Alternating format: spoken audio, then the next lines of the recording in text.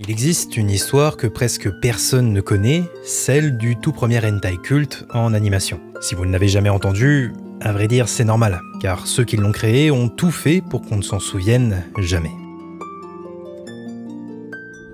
On est en 1981 dans un petit cinéma de quartier au cœur de Tokyo. À l'écran ce jour-là, Mobile Suit Gundam, un classique du genre mecha. Mais dans la salle, l'attention elle est pas sur les combats spatiaux. Planqués au fond, deux jeunes sortent discrètement une caméra. Ils attendent une scène bien précise, celle où Sayla entre sous la douche. Pendant ce temps-là, quelques rangs plus loin, un homme nommé Kazufumi Nomura observe la scène. Si tout le monde est en train de regarder le film, surtout pour voir cette fameuse scène, lui regarde ceux qui regardent le film. Car Kazufumi Nomura, il est producteur. Et en voyant tout ça, il vient de comprendre que le public veut pas juste voir des robots. Ce qu'il veut voir, c'est ce que les studios n'osent pas encore montrer. Et si personne le fait, alors lui il le fera.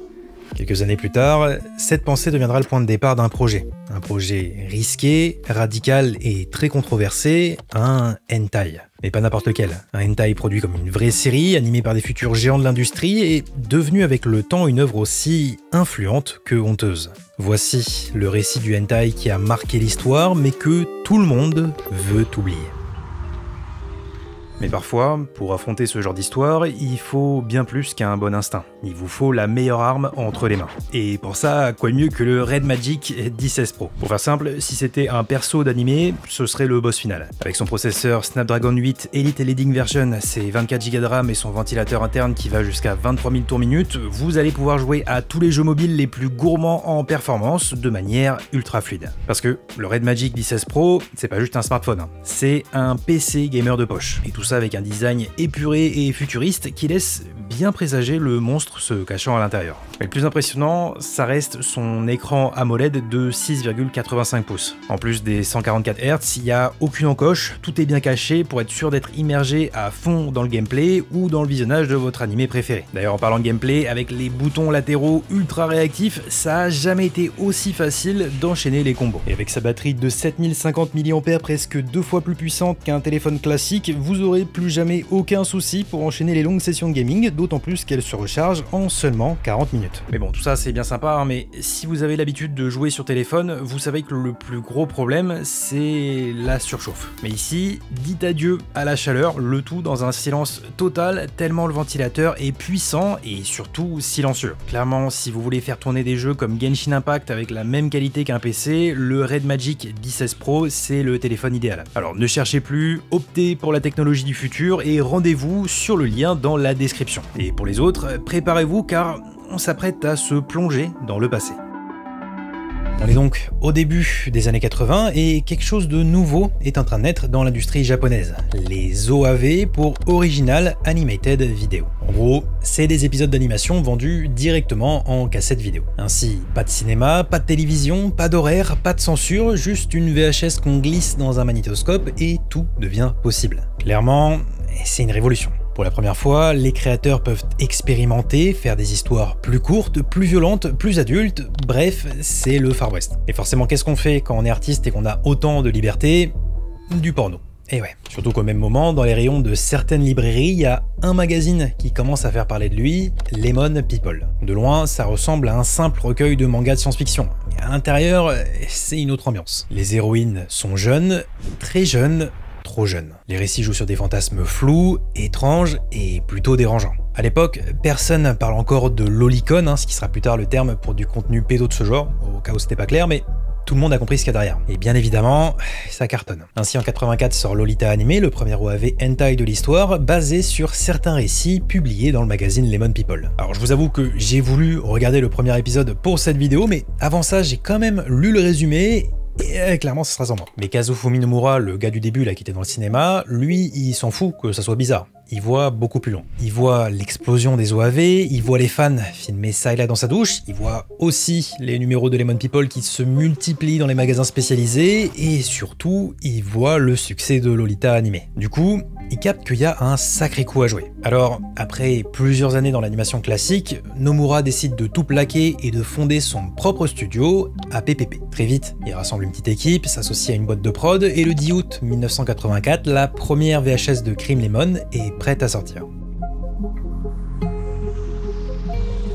Bon, le titre est un clin d'œil à peine caché au magazine Lemon People. Mais ce choix de nom va faire que, dans les années à venir, le mot Lemon va devenir le symbole d'un genre entier. Mais on n'en est pas encore là. Ce premier OAV, il raconte l'histoire d'Ami, une lycéenne qui vit avec son demi-frère Hiroshi. Je vous passe les détails, notamment une scène où la jeune fille prend sa douche, qui n'est pas sans rappeler Gundam, et les deux adolescents finissent par franchir la ligne interdite. Bref, 24 minutes d'une relation interdite et malsaine qui va rencontrer un franc succès. Kazufumi Nomura vient de remporter son pari, et maintenant il va passer aux choses sérieuses. Son objectif, il est simple, produire le plus d'épisodes possible, le plus vite possible, et pour le moins cher possible. C'est pourquoi chaque épisode sera indépendant. Pas d'histoire continue, pas de fil rouge. Et pour gagner du temps, chacun des OAV sera confié à une équipe différente, majoritairement composée de jeunes amateurs. Et c'est cette décision qui va faire entrer Cream Lemon dans l'histoire, notamment grâce à son épisode numéro 4 qui va être confié à d'anciens membres de Daikon Film.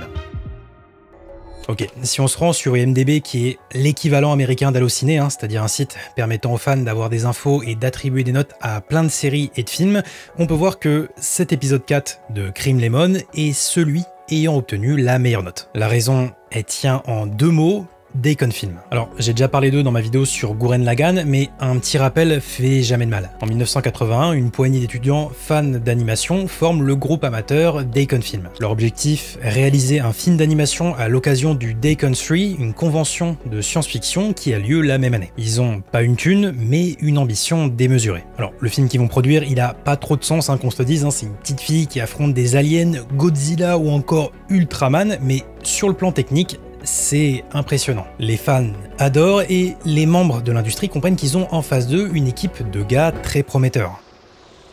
Bon, je vous spoil directement, plusieurs d'entre eux vont littéralement devenir des légendes de l'animation japonaise. Sauf que dans notre histoire, on est en 1984. Pour l'instant, ils sont personne et comme tout débutant, ils doivent d'abord faire leurs preuves. C'est pourquoi notre ami Kazufumi Nomura va décider de les contacter pour leur proposer de bosser sur l'épisode 4 de Cream Lemon. Alors tous ne vont pas accepter la proposition, mais certains vont le faire. Ainsi, une nouvelle équipe avec d'autres personnes extérieures va se former et travailler sur ce fameux épisode 4 de Cream Lemon qui sortira en 1985 et qui s'appellera Pop Chaser.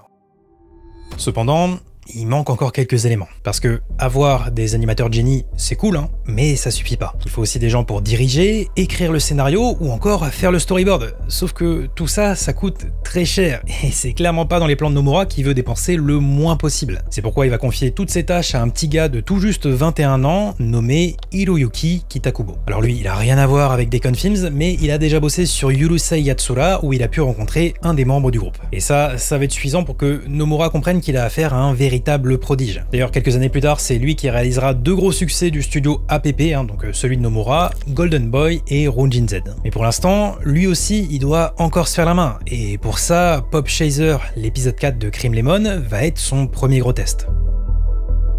Ok, on a donc des animateurs de génie, dont on parlera plus en détail après, et un réalisateur slash scénariste slash chara designer slash storyboarder prodige. Du coup, qu'est-ce que ça donne? Pop Chaser, c'est l'histoire d'une chasseuse de primes nommée Rio qui roule en moto dans un monde un peu futuriste et un peu western. Un soir, alors qu'elle cherche un endroit où dormir, elle tombe sur un saloon un peu chelou, rempli d'hôtesses en tenue de lycéenne. Bon, la nuit se passe plutôt bien pour elle, on est dans un hentai, je vous passe les détails, mais le lendemain, elle est réveillée par des explosions. Un gang de motards attaque la ville et vient kidnapper toutes les jeunes filles du saloon. Heureusement, Rio part à leur rescousse, casse la gueule de tous les méchants et sauve le groupe de filles. Alors, l'épisode est basique, 60% de l'épisode c'est des scènes de sexe, ce qui est logique, Par contre, ce qu'on retient, c'est les 40% restants. Cependant, vu qu'on est quand même dans un hentai, je peux pas faire l'impasse sur les passages érotiques. Ce qui est intéressant, c'est que les hentai d'aujourd'hui se caractérisent par un aspect très visuel. Je peux pas vous faire de schéma ni vous montrer d'image, mais quand on arrive au stade où on voit littéralement ce qui se passe à l'intérieur des gens pendant l'acte, j'estime que c'est très visuel. Mais pour Pop Chaser, c'est tout l'inverse. On est clairement sur une ambiance téléfilm qui passe très tard le soir sur la 11. Alors on pourrait se dire que c'est dû aux différences d'époque, après tout pour rappel on est en 1985, sauf que c'est pas le cas. Si on prend les autres épisodes de Cream Lemon, même ceux sortis avant, ils sont bien plus explicites et on aura l'occasion de le voir plus tard. Du coup, la vraie raison c'est juste que les mecs qui ont travaillé sur cet épisode, ils avaient pas envie de faire du hentai. Et ça se voit carrément avec l'une des dernières scènes pour adultes qui sert juste de moment comique et cartoonesque. Ainsi pour les 40% restants de l'épisode que j'évoquais plus tôt, c'est là où ça devient amusant. Alors je pourrais simplement vous dire que chaque scène d'action est ultra fluide avec des gestes nets, des impacts puissants et des angles de caméra dynamiques. Je pourrais également vous parler de la mise en scène de Kita Kubo qui s'amuse avec les codes du western, de la SF et de la parodie, tout ça dans un rythme parfait. Mais le plus simple, ça reste encore que je vous le montre.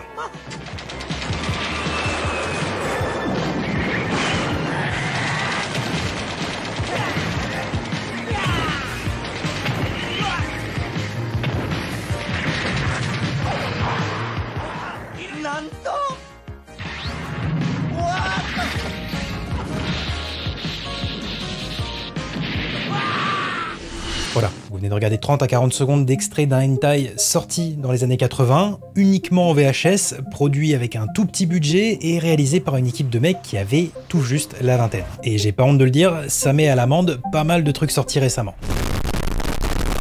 Alors, qui sont les responsables de tout ça? Bon, je vais pas m'amuser à lister toute l'équipe technique, mais côté animation, il y a deux noms qui sortent du lot. Le premier, c'est Toshiyuki Inoue. À l'époque, il a tout juste 23 ans, il fait pas partie de Deacon Films, mais il rencontre Kita Kubo sur Yurusei Yatsura 2 en 1984. Kita Kubo tombe directement sous le charme de son style fluide et réaliste et décide de l'inviter sur Pop Chaser. Le seul point qu'il ignorait à ce moment-là, c'est que Inoue deviendrait par la suite l'un des plus grands animateurs du Japon. Un mec qu'on finira par surnommer l'animateur parfait parce que sur toutes les œuvres cultes où il a bossé, c'est presque toujours lui qui signe les plus belles scènes. Le deuxième nom que j'ai retenu, c'est celui de Hideaki Anno, et là il y a du croustillant. Anno, c'est la figure emblématique de Deacon Films. À l'époque, il est connu pour son travail sur les scènes d'explosion, et c'est aussi lui qu'on retrouve sur Yurusei Yatsura, là où il a croisé Kita Kubo. Ainsi, en regardant cet épisode 4 de Crime Lemon, on reconnaît très clairement sa patte. Sauf que, voilà, travailler sur un hentai, ça l'enchante pas des masses. Lui, ce qu'il veut, c'est devenir une vraie pointure dans l'animation. Et forcément, ce genre de projet à l'époque, ça fait un peu tâche sur le CV. Alors, il va signer l'épisode sous un pseudonyme. Et à vrai dire, ce sera pas le seul. Que ce soit Kita Kubo, Inoue ou d'autres membres du staff, ils vont quasiment tous faire la même chose. Le problème, si j'en parle aujourd'hui, c'est que ça n'a pas servi à grand chose. En même temps, quand Toshiyuki Inoue décide d'utiliser comme pseudonyme un certain Toshiyuki Inoue, on a connu plus discret. Mais là où ça se pimente, c'est qu'une personne assez importante va découvrir tout ça. Son nom, Hayao Miyazaki, le fondateur du studio Ghibli. Et une chose est sûre, il est très en colère contre Hideaki Anno. Bon, avant de vous expliquer cette partie de l'histoire, je suis obligé de revenir sur une phrase que j'ai prononcée un peu plus tôt. Tout à l'heure, je vous ai dit que quasiment tous les membres du staff avaient signé l'épisode avec un pseudonyme. Mais alors, qu'en est-il des autres? Là encore, je vais pas vous détailler toute la liste, mais il y a un nom qui m'a marqué, celui de Katsuhiko Nishijima. Bon, lui, c'est pas forcément une légende de l'animation japonaise, par contre son histoire avec Crime Lemon, elle est vraiment incroyable. Et pour bien la comprendre, il faut que je vous parle de l'épisode 3. Au moment de sa création, Nishijima, c'est juste un mangaka amateur qui bosse avec l'équipe. Il propose alors un scénario, une histoire de lycéenne survoltée à base de bastons et de super pouvoirs. Ce récit, il ne sort pas de nulle part, il s'agit tout simplement d'un doujinshi, autrement dit un manga amateur, qu'il avait écrit quelques temps auparavant. Au sein de son équipe et du studio APPP, tout le monde est séduit par l'idée et décide d'en faire l'épisode 3 de Crime Lemon. Mais très vite, il se rend compte que l'histoire est quand même plutôt chouette et que ça serait un peu du gâchis que ça finisse en hentai. Nomura décide donc de retirer Nishijima de l'épisode 3 en lui disant tu sais quoi, ton histoire, tout le monde l'adore, donc on va en faire un film d'animation. Et 2 ans plus tard, sort au cinéma Project AKO. Alors c'est déjà une belle histoire puisqu'on parle d'un manga amateur qui aurait dû être transformé en hentai et qui se retrouve finalement en film d'animation au ciné, mais ça va plus loin. Parce que maintenant l'équipe qui bosse sur l'épisode 3 de Crime Lemon, elle a besoin d'un nouveau scénario. Et cette fois-ci, Nishijima n'est plus là. Ils repartent donc de zéro et choisissent l'histoire d'une princesse d'un monde fantastique qui va se faire enlever et agresser par une bande de monstres avec des tentacules. Et cette décision va elle aussi marqué l'histoire. Déjà parce que c'est l'un des premiers animés à oser le hentai tentaculaire. Mais surtout parce que le comité de censure japonais qui interdit normalement de montrer des organes génitaux, ce qui explique la petite mosaïque que vous avez l'habitude de voir, cette fois-ci ne va rien dire. Pour eux, ce sont juste des tentacules. Du coup, l'épisode 3 de Crime Lemon devient l'un des premiers hentai non censurés de l'histoire, mais démontre aussi à toute l'industrie qu'il existe désormais une manière de contourner la censure. Bon, et du côté de Nishijima, le mec qui avait proposé le scénario au départ, Nomura décide de l'assigner à Pop Chaser l'épisode 4 en tant qu'animateur. Le but, c'est qu'il continue de gagner en expérience pour préparer au mieux la réalisation de Project AKO. Et comme à partir de cet instant, il va se retrouver lié au studio APPP, il va faire partie des rares à signer l'épisode avec son vrai nom. Mais bon, c'est vrai que pour lui, pour le coup, ça va pas vraiment lui porter préjudice, hein, bien au contraire. Il va continuer de bosser sur pas mal d'œuvres remplies de fanservice, comme Agent Eka, une série d'OAV connue principalement pour ses innombrables plans de culotte. Ouais, c'est un choix de carrière comme un autre. Bref, parenthèse étant faite, si lui, ça lui a pas posé de problème, comme je l'expliquais tout à l'heure, pour notre ami Hideaki Anno, c'est une autre histoire. En 1984 sort Nausicaa, le nouveau film d'animation d'Hayao Miyazaki. Pour ce projet, il veut s'entourer des meilleurs et en découvrant le travail d'Anno sur Daikon 3 et sur Macross, il souhaite absolument l'avoir dans son équipe. Anno rejoint donc le projet en tant qu'animateur et très vite il impressionne tout le monde et surtout le futur fondateur de Ghibli. Sauf que Miyazaki, si vous connaissez pas le bonhomme, disons simplement qu'il a une vision très japonaise de l'honneur et de l'art. Pour lui, l'animation c'est pas juste un boulot, hein, c'est quelque chose de quasi divin. Donc forcément quand il va apprendre que son petit protégé s'amuse à faire du hentai, ça va pas lui plaire. Il va donc aller le voir et l'engueuler, allant même jusqu'à lui dire à ce qui paraît, c'est vraiment pour faire ça que tu voulais faire de l'animation ? Bon, cependant, il y a un point que j'aurais peut-être dû préciser plus tôt. Si je dis à ce qu'il paraît, c'est pas pour rien. Faut pas oublier que tout ce que je vous raconte là se déroule au Japon, dans les années 80, et que ça concerne un truc dont les mecs sont pas forcément fiers. Du coup, trouver des sources fiables, c'est un peu galère, et parfois je suis obligé de me baser sur des rumeurs. Disons simplement que pour cette histoire d'embrouille entre Miyazaki et Anno, l'info me plaît bien, donc elle est vraie. Mais bref, Anno, tout ça, ça va un peu le secouer, hein, si bien qu'il va décider de se concentrer sur des projets plus sérieux. Et ça tombe bien, puisque un an auparavant, avec ses copains de chez Daikon Film, ils ont fondé un petit studio nommé Gainax. Il va donc enchaîner les projets jusqu'à scénariser et réaliser sa série phare qui va le faire entrer dans la légende, Evangelion, sorti en 1997.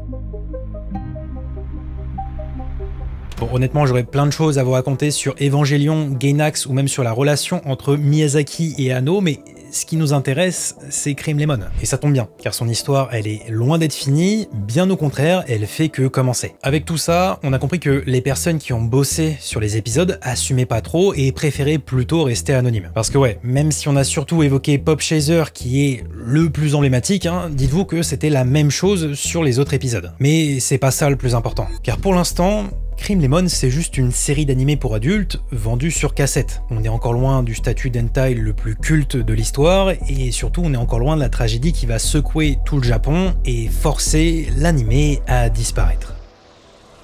Dès ses premières cassettes, Cream Lemon cartonne dans le circuit des OAV. Certes, c'est difficile de connaître les chiffres exacts de vente, mais les sources s'accordent à dire que la série a été un véritable best-seller. Entre 1984 et 1993, à travers différentes suites, 38 épisodes verront le jour, faisant de Cream Lemon la plus longue série hentai des années 80. Malgré tout ça, on s'en doute, l'œuvre ne fera pas la une des médias généralistes. Par contre, la presse spécialisée de l'époque, elle pouvait pas pour autant ignorer le phénomène. Ainsi, on retrouvait parfois des encarts discrets dans certains magazines évoquant la série Lemon comme une curiosité pour les fans de manga avertis. Et côté public, l'anime va se construire une vraie fanbase. Le personnage d'Ami qu'on découvre dans l'épisode 1 devient même une mascotte. Elle revient dans plusieurs épisodes, aura droit à sa propre série et devient une icône du genre. Bref, Cream Lemon entre dans l'histoire. Comme l'évoque l'historien Patrick Galbraith, non seulement c'est la série hentai la plus influente des années 80, mais elle a également posé les bases de l'animation pour adultes au Japon.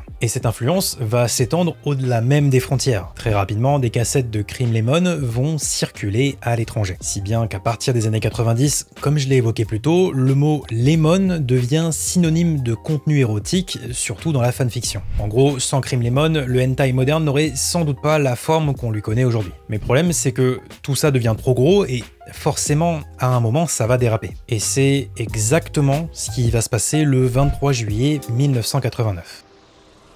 Bon, on va parler d'un événement assez atroce, j'entrerai pas dans tous les détails, hein, je le ferai peut-être dans une prochaine vidéo, mais pour bien comprendre l'histoire de Cream Lemon, il faut que je vous parle de Tsutomu Miyazaki, surnommé le tueur otaku. Entre 1988 et 1989, la police japonaise découvre les corps mutilés de 4 fillettes âgées de 4 à 7 ans. Toutes ont été abusées post-mortem et l'une d'entre elles a même subi des actes de cannibalisme. L'affaire secoue tout le pays, plongeant le Japon dans la terreur. Finalement, le 23 juillet 1989, alors qu'il tente d'enlever une 5e enfant, Tsutomu Miyazaki est enfin arrêté. Lors de la perquisition de son domicile, les enquêteurs découvrent des milliers de cassettes mélangeant animé, manga et films d'horreur. Parmi elles, Crime Lemon attire particulièrement l'attention des médias, devenant un symbole de la culture otaku déviante que l'on commence alors à dénoncer au Japon. Pour beaucoup, si Tsutomu Miyazaki est passé à l'acte, c'est parce qu'il était influencé par tout le contenu extrême qu'il consommait. Résultat, une chasse aux sorcières est lancée contre les hentai et Crime Lemon ne va pas y échapper. Certains épisodes sont censurés, d'autres modifiés ou carrément retirés du marché. Les distributeurs paniquent et les studios subissent d'énormes pressions, allant même jusqu'à des perquisitions dans leurs locaux. Désormais, l'ombre du tueur otaku plane sur toute l'industrie. Alors depuis le début de cette vidéo, je vous ai principalement parlé du studio APPP, mais en réalité il y avait un autre acteur aux commandes du projet, la Soei Shinsha. Pour vous la faire courte, c'est une maison d'édition comme il en existe tant d'autres au Japon. Vous connaissez sûrement la Shueisha, qui est la maison d'édition derrière le magazine Shonen Jump, qui a publié quasiment tous vos mangas préférés, et bah là, c'est le même principe. Sauf que la Soei Shinsha, son magazine phare, c'est Lemon People. Et ouais, celui-là même qu'on avait évoqué en début de vidéo. Et lorsqu'ils se sont associés avec Nomura pour produire Crime Lemon, ils ont créé spécialement un label, Fairy Dust, pour pouvoir distribuer des hentai en OAV. Sauf qu'au moment où le scandale éclate, celui qu'on désigne comme responsable, c'est l'éditeur, c'est-à-dire la Soei Shinsha et Fairy Dust. Alors bien sûr, ils vont tenter de s'adapter, notamment en lançant Crime Lemon Junior, des versions censurées sans scène pour adultes. Mais c'est trop tard, le mal est fait. Au début des années 90, la Soei Shinsha fait faillite, emportant avec elle Fairy Dust et Crime Lemon, dont le dernier OAV sortira en 1993. Enfin, le dernier, pas vraiment. En 2001, la série tente un comeback avec New Century Crime Lemon. On y retrouve un tout nouveau staff qui a à cœur de relancer l'animé avec un ton plus soft et plus romantique. Bon, ça va durer que 2 épisodes et ça va être un flop total. Si Crime Lemon montrait déjà des signes de faiblesse à la fin des années 80, début des années 2000, la série est complètement démodée. Désormais les fans veulent du choc et du gore et Bible Black, sorti au même moment, va leur donner exactement ça. En 2006, une nouvelle équipe retente l'expérience avec Crime Lemon New Generation. L'idée ici, c'était de surfer sur le style et la hype de Lovina, mais une fois de plus, ça va échouer et cette fois-ci, ça marquera la fin définitive de la série. Mais dans tout ça, qu'est-ce qui est arrivé à Kazufumi Nomura? Eh ben, je vous ai pas tout raconté. En 1987, 2 ans avant l'affaire du tueur otaku, le studio APPP quitte le navire. La raison, elle est simple, Crime Lemon est officiellement terminé. Alors comme on l'a vu, il y a quand même eu des dizaines de nouveaux épisodes après ça, mais ils font office de suite ou d'épisodes dérivés à la série originale, et surtout ils sont animés par un autre studio. Ainsi de son côté, APPP, fort de son expérience, a continué de travailler sur des projets plus variés, comme notamment les premiers OAV de Jojo. En fait, je suis de passage, et si vous le voulez, je pensais qu'on aurait pu tous les deux essayer d'être passage aussi, vous voyez ce que je veux dire? Mais au fil des années, le studio s'est fait plus discret, s'occupant principalement de la sous-traitance d'autres animés jusqu'à finalement fermer ses portes en 2021 suite au décès de son créateur le 21 juin de la même année. Kazufumi Nomura nous a donc quittés dans un silence total, mais il laisse derrière lui un héritage conséquent, car ce qu'il a fait en 1984, personne d'autre n'avait osé le faire avant lui. En collaborant à la création de Crime Lemon, il a posé les fondations de tout un genre. Il a prouvé qu'on pouvait faire des séries animées réservées aux adultes et qu'on pouvait très bien mélanger érotisme et narration. Aujourd'hui, les studios qui ont bossé sur Crime Lemon ont disparu, les cassettes ont jauni et les noms au générique, eux, ont presque tous préféré se cacher. Cependant, l'impact de la série est bien réel, parce que ce qu'ils ont fait ce jour-là, ça a changé l'histoire. Et même si eux veulent l'effacer, nous, on s'en souviendra.